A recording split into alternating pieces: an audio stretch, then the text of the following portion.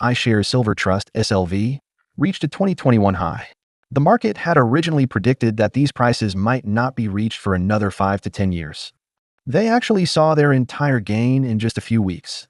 The phenomenon is clear. The bond market is collapsing while the prices of gold and silver are soaring. Now let's discuss the weirdest part. Why are central banks around the world cutting interest rates when the bond market is collapsing even more? This completely defies conventional financial wisdom. Textbooks clearly state, interest rate cuts lower capital costs, higher bond prices, lower yields. But now everything has been reversed. The central bank argues that the economy is under significant downward pressure and that interest rate cuts are necessary to stimulate recovery.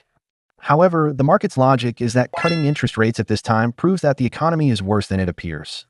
It suggests that government deficits are about to explode, debt is unsustainable, and inflation may recur. As a result, people are not only refusing to buy, they're also frantically selling long-term government bonds.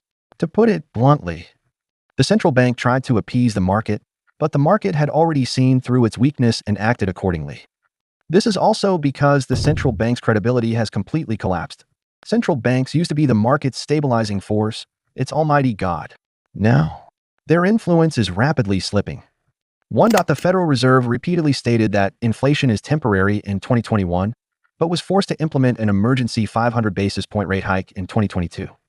2. The European Central Bank went from vowing no rush to raise rates in early 2023 to implementing a series of significant rate hikes in the second half of the year. 3. The Bank of Japan stuck with its YCC policy until market shocks made it unsustainable, ultimately forcing the bank to abandon it.